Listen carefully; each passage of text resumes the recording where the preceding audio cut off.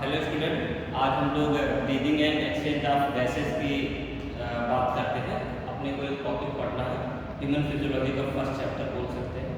बहुत अच्छा टॉपिक है, बहुत समझने वाला चैप्टर है, कुछ रटने वाली इसमें ज़्यादा चीज़ें हैं नहीं।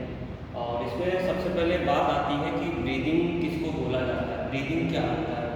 तो आप लोग जैसे ब्रीदिंग और रेस्पिरेशन को कॉमनली दोनों को एक साथ रिलेट करके बोल देते हैं कि दोनों एक ही चीज़ें हैं। तो इस चैप्टर में अभी हम लोग डिटेल में पढ़ेंगे कि ब्रीदिंग क्या है और रेस्पिरेशन क्या है, दोनों में डिफरेंस क्या है। ब्रीदिंग हम लोग जब बात करते हैं तो बात किया जाता है एयर को इनहेल करना और CO2 को एक्सहेल करना। बस इतना मिला लिया जाए, एयर को इनहेल करना, CO2 को एक्सहेल करना, ये क्या कहलाएगा, ब्रीदिंग।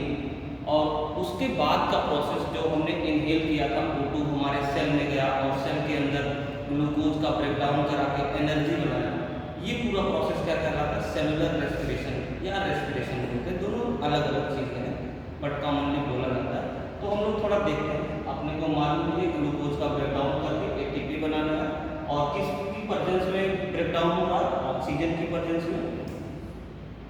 अब इन बातों को पढ़ने के लिए अपने को थोड़ा सा ये भी मालूम होना चाहिए कि ब्रीदिंग और सेलुलर रेस्पिरेशन में डिफरेंस क्या है। हम ब्रीदिंग की बात करते हैं तो बताया ऑक्सीजन को इनहेल करते हैं, CO2 को क्या करते हैं, एक्सहेल करते हैं, बाहर निकालते हैं। सेलुलर रेस्पिरेशन में क्या डिफरेंस है, ब्रीदिंग तो ये हो गया, cellular respiration breakdown of food, oxygen की प्रेजेंस में फूड का जब ब्रेकडाउन किया जा रहा है तो क्या रिलीज हो रहा है, एनर्जी। और ये प्रोसेस क्या कहलाएगा, सेलुलर रेस्पिरेशन। साथ ही साथ क्या ब्रीदिंग में कोई एनर्जी रिलीज होती है, नहीं। यहाँ पर एनर्जी रिलीज होता है, किस फॉर्म में रिलीज होगा, ATP के फॉर्म में। साथ साथ अगर बात करें takes place in the respiratory organs, breathing कहाँ होता है, हमारे रेस्पिरेटरी ऑर्गन में होता है, जबकि सेलुलर रेस्पिरेशन कहाँ होगा, सेल के अंदर होगा। और हमारे पास ह्यूमन बींग्स में रेस्पिरेटरी ऑर्गन क्या होता है, आप लोग कमेंट करिएगा। और एक और फंक्शन की बात किया जाए, ब्रीदिंग क्या है, फिजिकल प्रोसेस होता है और रेस्पिरेशन कैसा होता है, केमिकल प्रोसेस होता है। केमिकल में स्पेशली बायोकेमिकल लिख रखा है, ठीक। इसके बाद अपने को पढ़ना है रेस्पिरेटरी ऑर्गन क्या होता है।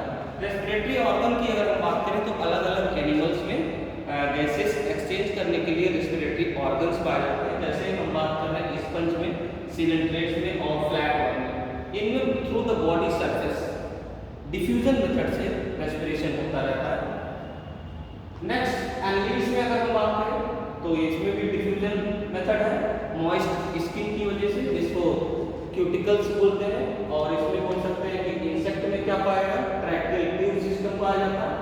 और एक्वाटिक आर्थ्रोपोड्स की बात कर रहे हैं, ना कि आर्थ्रोपोड्स। जो आर्थ्रोपोड्स पानी में रहते हैं उन्हें क्या बोलते हैं, एक्वाटिक आर्थ्रोपोड्स। उसमें ब्रैंकियल रेस्पिरेशन होता है। आपको मालूम होगा जब एनिमल किंगडम हम लोगों ने पढ़ा था तो आर्थ्रोपोडा को 3 क्लास में डिवाइड किया था, अरेक्निडा, इंसेक्टा, क्रस्टेशिया। तो सब में वहाँ पर रेस्पिरेटरी ऑर्गन, एक्सक्रीटरी स्ट्रक्चर सबको डिफाइन किया गया था, आप लोगों को याद होना चाहिए। एक्वाटिक आर्थ्रोपोड की बात हो गई थी। मोलस्क की बात अगर हम करें तो इसमें क्या मिलेगा अपने पास, मोलस्क के पास रेस्पिरेशन के लिए कह रहा कि जो गिल्स होगा, ब्रैंकियल रेस्पिरेशन उसको बोला जाएगा। अगर कोई मोलस्क जमीन पे रह रहा है, टेरेस्ट्रियल है, तो उसके पास लंग्स होगा और लंग्स के थ्रू जब रेस्पिरेशन होता है तो उसको हम लोग पल्मोनरी रेस्पिरेशन बोलते हैं। बायोलॉजी में आप लोगों को मालूम है कि लंग्स को पल्मोन बोला जाता है, किडनी को रीनल बोला जाता है।